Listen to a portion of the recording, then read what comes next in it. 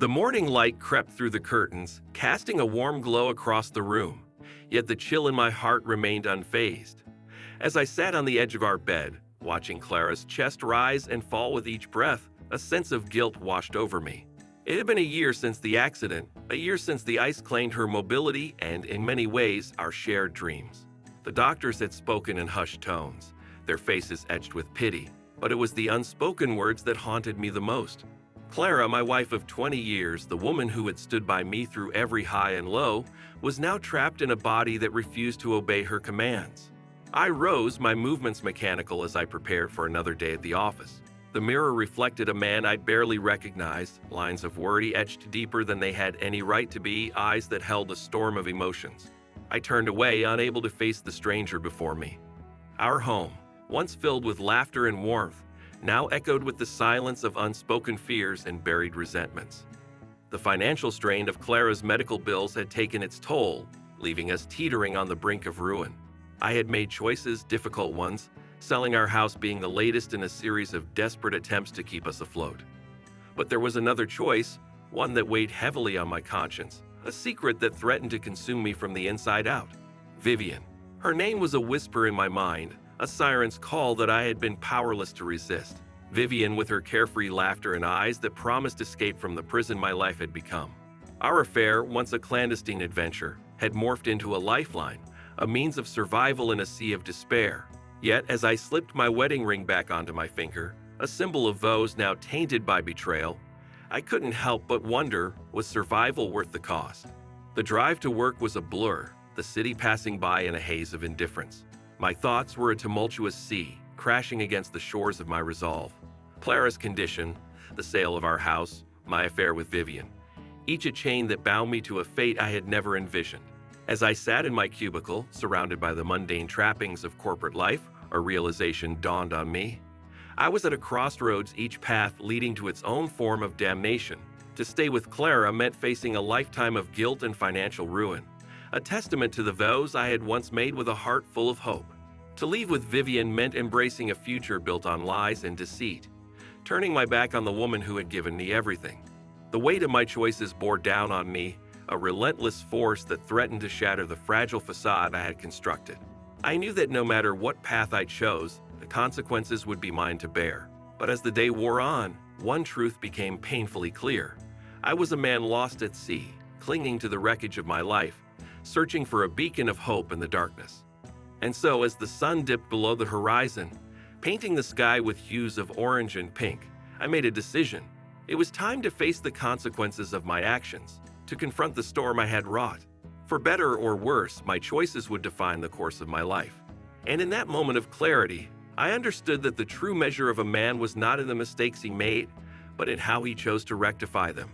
The journey ahead would be fraught with heartache and redemption, but it was a path I had to walk. For Clara, for Vivian, and for myself, the decision to sell the house wasn't made in haste. It was a conclusion drawn from countless nights of tossing and turning, of ledger books and bills spread out on the kitchen table, their figures mocking me with their relentless climb. Our home, a testament to 2 decades of shared life, love, and dreams, was now reduced to a commodity, a means to an end I could scarcely bear to contemplate. I remember the moment I broke the news to Clara. The sunlight filtered through the window, casting patterns on the floor, a stark contrast to the darkness that seemed to settle between us. "Clara," I began, my voice barely a whisper, "we need to talk about our options." Her eyes, once vibrant with the promise of endless possibilities, now mirrored the resignation that had taken root in her heart. "I know, Ethan," she replied, her voice steady, a testament to the strength I had come to rely on. "You're talking about selling the house, aren't you?" The understanding in her tone, devoid of accusation, only served to deepen the chasm of guilt within me. How could I explain that the walls that had witnessed our happiest moments were now suffocating me, a constant reminder of the failures that had led us to this precipice? "Yes," I admitted, unable to meet her gaze. "It's the only way we can cover the medical expenses and start over." "Start over," she echoed, a hint of sorrow lacing her words. "Is that what we're doing, Ethan? Starting over or giving up?" Her question hung in the air, a specter of doubt that refused to be silenced. In her eyes, I saw the reflection of our life together, the love that had once seemed unbreakable now frayed by circumstance and choice. The conversation with Vivian was a stark contrast, a tempest to Clara's calm. Vivian's anger was palpable, her words sharp as knives, cutting through the facade I had maintained. "You're selling the house? Our house?" She demanded, her use of "our" a bitter reminder of the duplicity that had defined our relationship. "It was never ours, Vivian," I countered, the wariness in my voice betraying the turmoil within. "It's what I have to do. For Clara." "For Clara," she repeated, her voice dripping with disdain. "And what about us, Ethan? What about what we need? Us." The word echoed in my mind, a reminder of the division I had wrought, not just between the walls of my home, but within the very fabric of my being. Vivian, with her demands for a future I could no longer promise, and Clara, who asked for nothing but offered everything in return. As I lay awake that night, the house around me felt like a mausoleum, a monument to the life I had once cherished. The decision to sell was a betrayal, not just of Clara's trust, but of the vows we had made to each other. Yet it was also an acknowledgement of my failure to protect those vows, to shield our love from the ravages of fate and my own weaknesses. In the silence of the night, I realized that the house divided was not just bricks and mortar, but my own heart torn between duty and desire, love and loss. The path ahead was shrouded in uncertainty, each step a journey through the wreckage of choices made and dreams deferred. But it was a path I had to tread, for in the division lay the possibility of redemption, of finding a way back to the love that had once been the foundation of everything I held dear. The sale of the house loomed over us like a dark cloud, its shadow permeating every corner of our lives. It was more than just a building. It was the keeper of our memories, the silent witness to our love, laughter, and tears. As I watched the for sale sign being planted on the front lawn, a piece of me withered away, leaving behind a hollow shell of the man I once was. Clara's reaction to the sale was a mixture of resignation and quiet strength. She had always been the anchor in our storm, her spirit unbreakable even in the face of adversity. "It's just a house, Ethan," she said, her hand finding mine, a touch that still sent shivers down my spine. "We'll make a new home, one that's filled with even more love and happiness." Her optimism was a balm to my guilt-ridden soul, yet it also served as a stark reminder of the chasm that had formed between us. How could I tell her that while she saw a future filled with hope, all I could see was the wreckage of my own making? Vivian's reaction was the antithesis of Clara's. Where Clara saw hope, Vivian saw betrayal. "You're giving up everything for her," Vivian accused, her words laced with venom. "What about what we planned? What about our future?" I stood at the crossroads of my heart, torn between the woman who had given me everything and the woman who promised me an escape from my reality. Vivian's allure was undeniable, a fire that burned brightly, consuming all in its path. Yet as I looked into her eyes, I couldn't find the depth of understanding and unconditional love that Clara offered me, even in her darkest hour. The realization hit me like a tidal wave, sweeping away the illusions I had clung to. Vivian represented a fantasy, a world where responsibility and consequence did not exist. But Clara, she was my reality, my grounding force in a life that had spiraled out of control. As the days passed, the weight of my decisions bore down on me, each moment a reminder of the crossroads at which I stood. The house sold quicker than I had anticipated, a stark reminder of the impermanence of material possessions. But what of the things that truly mattered? Love, loyalty, commitment. Had I sold those two in my pursuit of selfish desires? The night before we were to leave the house for the last time, Clara asked me to sit with her in our empty living room. The moonlight streamed through the windows, casting a soft glow on her face. "Do you remember when we first moved in?" she asked, a wistful smile playing on her lips. "We had nothing but dreams and each other." Her words were a lifeline, pulling me back from the brink of despair. In her eyes, I saw not just the woman I had married, but the essence of what it meant to truly love and be loved. It was a love that transcended the physical, a bond that not even my betrayal could sever. Sitting there in the echo of our past, I made a silent vow. No matter what the future held, I would strive to be the man Clara believed I could be. The road to redemption would be long and fraught with challenges, but for the first time, I felt a glimmer of hope. At the crossroads of my heart, I chose the path of repentance, determined to rebuild the trust and love I had so carelessly shattered. In that moment, I understood that true love was not about escape or fantasy. It was about facing life's trials together, holding on to each other even when the world seemed to crumble around us. Clara was my compass, guiding me back to the essence of who I was meant to be. And as the dawn broke on a new day, I knew that no matter where we went from here, as long as we had each other, we were home. The decision to leave was made in the quiet of a sleepless night, the kind where shadows play tricks on your mind and the weight of your choices feels too heavy to bear. Vivian's voice was a constant echo, a reminder of the promises I had made in moments of weakness, promises that now felt like chains around my heart. "I need a fresh start," I whispered into the darkness, a confession more to myself than to anyone else. The words felt like a betrayal, yet also a release from the prison of guilt and indecision I had built around myself. The plan was simple: to start anew with Vivian, away from the reminders of the life I had failed to protect, away from the judgment in Clara's eyes that I could no longer face. The morning I left, the house was silent, a stark contrast to the turmoil raging within me. Clara was still asleep, her breathing steady and calm, a peacefulness I envied. I watched her for a moment, memorizing the contours of her face, the way her hair fell across the pillow. This image of her, serene and unaware, would be my last memory of the life I was leaving behind. Leaving a note felt cowardly, but the words I needed to say were trapped behind a wall of remorse too thick to penetrate. "I'm sorry," I wrote, the pen shaking in my hand. "I need to find myself again." The words were a poor attempt to explain the unexplainable, to justify the unjustifiable. The drive to Vivian's was a blur, the landscape passing by unnoticed. My mind was a battleground, thoughts of Clara warring with the allure of a new beginning. Vivian greeted me with open arms, her excitement a sharp contrast to the grief that consumed me. "We're finally free," she exclaimed, her smile bright, but all I could think of was the cost of our freedom. Life with Vivian was as I had imagined, yet nothing like I had hoped. The ocean was our backyard, its vastness a mirror to the emptiness I felt inside. Vivian's love was passionate, but it lacked the depth of understanding and acceptance I had found in Clara. Each day I played the part of the man who had everything, while inside I was crumbling. The escape I had sought became my prison.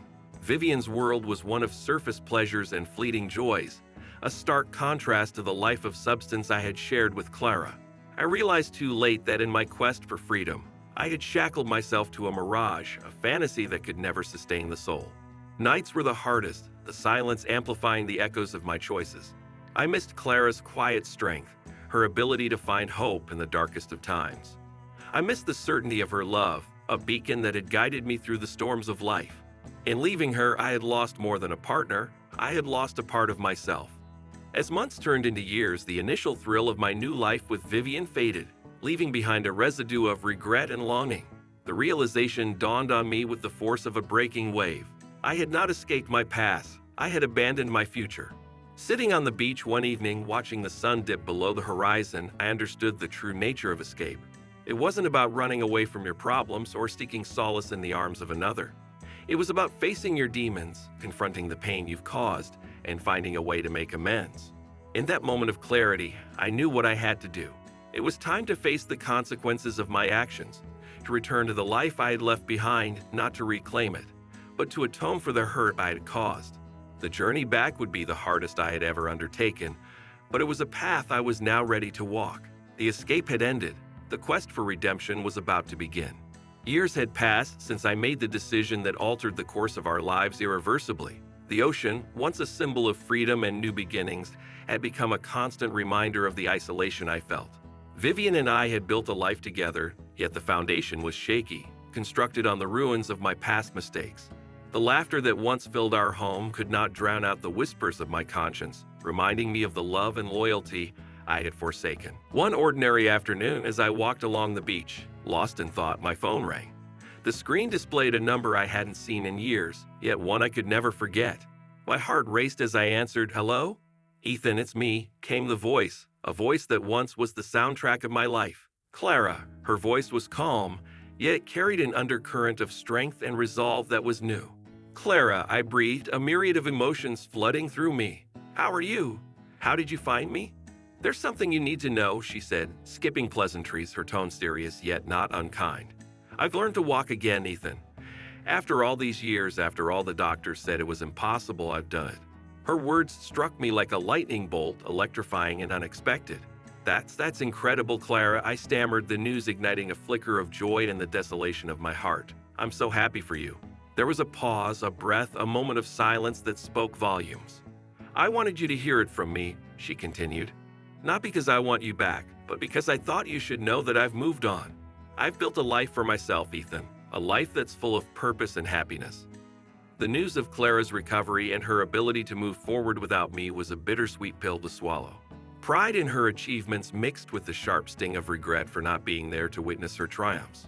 "Why are you telling me this?" I asked, the question laced with a mixture of guilt and curiosity. "Because I forgive you, Ethan," she said softly, "and I want you to forgive yourself. We both made choices, and we've both lived with the consequences. It's time to let go of the past and look to the future." Her forgiveness was a gift I had longed for yet felt undeserving of.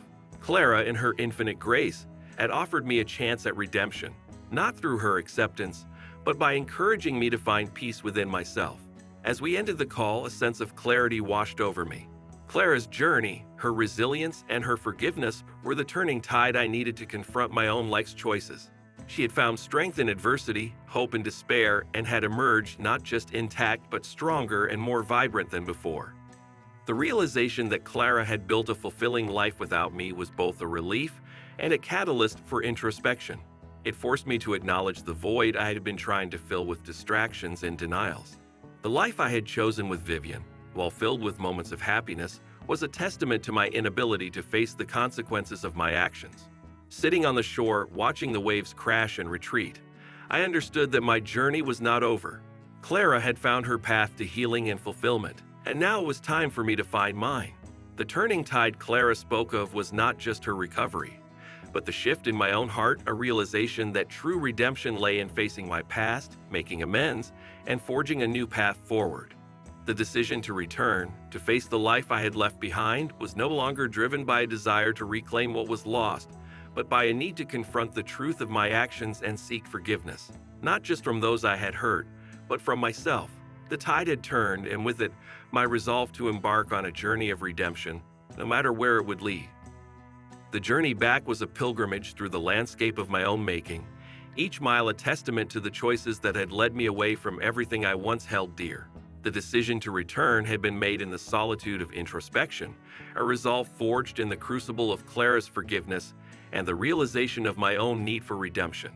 As the familiar skyline of our town came into view, a knot of apprehension tightened in my stomach. The life I had left behind was not one I could simply step back into. Too much had changed, not least of all myself. The man who had driven away all those years ago was not the same man returning. I was haunted by the ghosts of my past decisions, each one a specter of regret and what might have been. Pulling into the driveway of what used to be our home, I was struck by the changes. The house, once a symbol of our shared dreams, now bore the mark of Clara's new life without me. The garden, which we had tended together, was lush and vibrant, a testament to her resilience and growth. It was both familiar and utterly alien, a visual reminder of the chasm my departure had created. Taking a deep breath, I steeled myself for the moment I had both longed for and dreaded. The door opened before I could knock, and there she stood, Clara. The years had changed her, lending an air of confidence and strength that was new, yet her eyes, those windows to her soul, remained the same. They were filled with a mixture of surprise, wariness, and an underlying warmth that had always been her essence. "Ethan," she said, her voice steady, "you're back." The simplicity of her statement belied the complexity of emotions it unleashed within me. I managed, my voice barely a whisper. "I needed to see you to tell you in person that I'm sorry. For everything."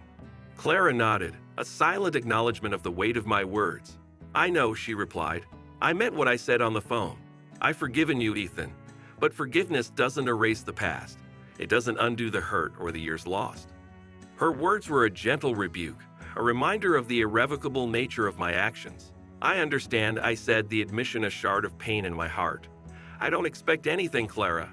I just needed you to know that I'm sorry, truly sorry, for the pain I caused you." We stood there on the threshold of her new life, the distance between us measured in more than just physical space. It was a chasm wrought by choices and consequences, by love and loss. Clara stepped aside, a silent invitation into the home that was no longer mine. As I crossed the threshold, I was enveloped by a sense of nostalgia, the walls echoing with memories of a life that once was. Yet it was also infused with the essence of Clara's new beginning, a life she had rebuilt from the ashes of our shared past. The conversation that followed was a delicate dance around the edges of our shared history, a tentative exploration of the people we had become. Clara spoke of her journey, of the challenges she had faced and overcome, of the strength she had found within herself. Her words were not spoken in accusation or bitterness. but in the quiet confidence of someone who had come to terms with their past and moved beyond it. As I listened, a profound respect for the woman before me took root in my heart. Clara had not only survived, she had thrived, transforming her pain into purpose. In her strength, I saw the depth of my own weakness, the selfishness of my choices. The visit was brief, a moment suspended in time, a bridge between past and present. As I left, Clara's parting words were a benediction of sorts. "Find your peace, Ethan," she said, her eyes kind. "We both deserve that much." Walking away from Clara's house, I felt a weight lift from my shoulders, not the weight of forgiveness. That was a gift Clara had already given me, but the weight of acknowledgement, of facing the consequences of my actions head on. The road to redemption was long, and I was only just beginning to walk it. But for the first time, I felt a glimmer of hope that perhaps one day I could find my way back to myself, to a life defined not by the mistakes of the past, but by the lessons learned and the person I chose to become. Homecoming was not a return to a place, but a journey inward, a homecoming of the soul. And as I drove away, I knew that while the future was uncertain, the path forward was one I would walk with a newfound resolve, guided by the light of forgiveness and the hope of redemption. The drive away from Clara's home was a journey through a landscape of reflection, each mile a marker of the distance I had traveled, not just in miles, but in the journey of the soul. The rearview mirror showed the fading outline of a life I once knew, a poignant symbol of the introspection that now consumed me. In the solitude of my thoughts, the image of Clara remained etched in my mind, a mirror reflecting the man I had once been and the shadow of the man I had become. Her strength, her grace in the face of adversity, was a stark contrast to the choices I had made, choices that had led me down a path of self-destruction and regret. The hotel room where I spent the night was nondescript, a temporary refuge from the storm of emotions raging within me. As I looked at my reflection in the mirror, I saw the lines of sorrow etched deeply into my face, each one a testament to the pain and loss I had caused. The man staring back at me was a stranger, his eyes hollow, a soul in search of redemption. I realized then that the journey I had embarked upon was not just about seeking forgiveness from those I had wronged, but about confronting the man in the mirror, about understanding the choices that had led me to this point. It was a reckoning with my own heart, an exploration of the darkness and light that resided within. The night was long, a battle with the demons of my past. Memories flooded back, moments of joy and love intertwined with the agony of betrayal and departure. I remembered the day I left, the look in Clara's eyes, a mixture of sorrow and resignation. I had turned away, driven by selfish desires, leaving behind the only true love I had ever known. As dawn broke, the first light of morning casting a soft glow through the curtains, a sense of clarity began to emerge from the chaos of my thoughts. I understood that the path to redemption was not paved with grand gestures or declarations, but with the quiet work of rebuilding, of making amends through actions rather than words. The reflection in the mirror began to change, the contours of my face softened by the tears that had flowed freely in the night. I saw a man broken, yes, but also a man capable of change, of growth. The realization that I had the power to redefine my future, to build a life grounded in the lessons learned from my past, was both daunting and liberating. I left the hotel at sunrise, the world around me awakening to a new day. The road ahead was uncertain, fraught with challenges and the potential for further pain. But it was also a road that held the promise of redemption, of a life lived with purpose and integrity. As I drove, the reflection in the mirror no longer held the image of a man fleeing from his past, but of a man facing forward, eyes set on the horizon, ready to embrace the journey of redemption. The man in the mirror was me, Ethan, and for the first time in a long time, I recognized him. I acknowledged the mistakes that had shaped him, but also the strength and resilience that defined him. Reflections in the mirror are often harsh, revealing truths we would rather not face, but they also offer the opportunity for growth, for change. As I reflected on the man I had been and the man I hoped to become, I realized that the journey of redemption was not just about making amends to those I had hurt, but about reconciling with myself, about learning to live with the man in the mirror. The road to redemption is seldom straight. It weaves through the heart's deepest wounds, seeking light in the shadows of past misdeeds. As I embarked on this journey, the lessons of my past became the beacons guiding me forward, illuminating a path fraught with the promise of healing and the peril of old haunts revisited. In the weeks that followed my return, I found myself walking the streets of our town, each step a meditation on the man I had been and the man I aspired to be. The faces of those I passed were mirrors of my own search for forgiveness, reflecting the myriad human experiences of regret and hope. My first steps towards redemption were tentative, marked by a visit to the community center where Clara had volunteered. The doors that once seemed unwelcoming now opened to reveal a world of possibility. I offered my time, my hands, and most importantly, my heart, seeking to mend the fabric of a community I had once turned my back on. The work was humbling, a stark reminder of the lives that continued to unfold in my absence, lives marked by their own trials and triumphs. Each story I encountered was a thread in the larger tapestry of human resilience. And as I listened, I wove my own story into theirs, finding common ground in our shared humanity.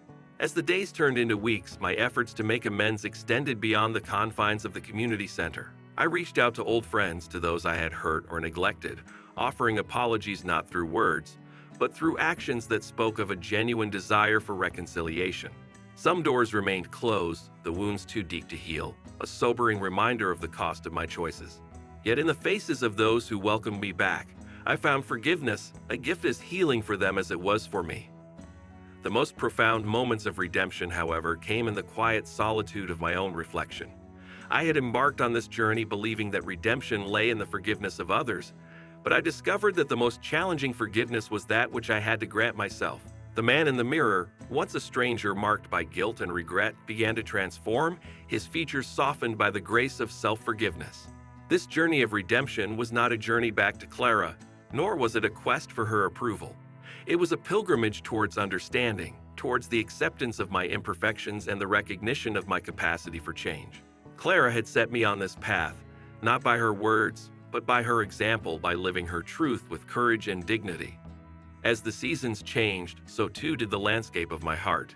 Where once there was barrenness, now there was growth, a testament to the power of second chances. My path to redemption had led me to a place of peace, a peace not predicated on the absolution of others, but on the reconciliation with my own soul. In this newfound peace, I found purpose. My experiences, once sources of shame, became lessons I shared with others, guiding those who also walked the rocky path of redemption. In giving of myself, I received the greatest gift, the knowledge that redemption is not a destination, but a journey, one that continues with each choice, each act of kindness, each moment of understanding. And so as I look forward to the horizon, the path ahead is clear, not because the road is easy, but because I have learned to navigate the terrain of the human heart. My journey of redemption has taught me that while we cannot change the past, we can shape the future, not by erasing our mistakes, but by embracing them, learning from them, and using them to light the way for ourselves and for others. In the end, redemption is found not in the forgiveness we seek, but in the forgiveness we offer to others and to ourselves. It is a path marked by the footprints of our struggles and illuminated by the light of our growth. And as I walk this path, I do so with the understanding that while the journey may be mine, the lessons belong to us all.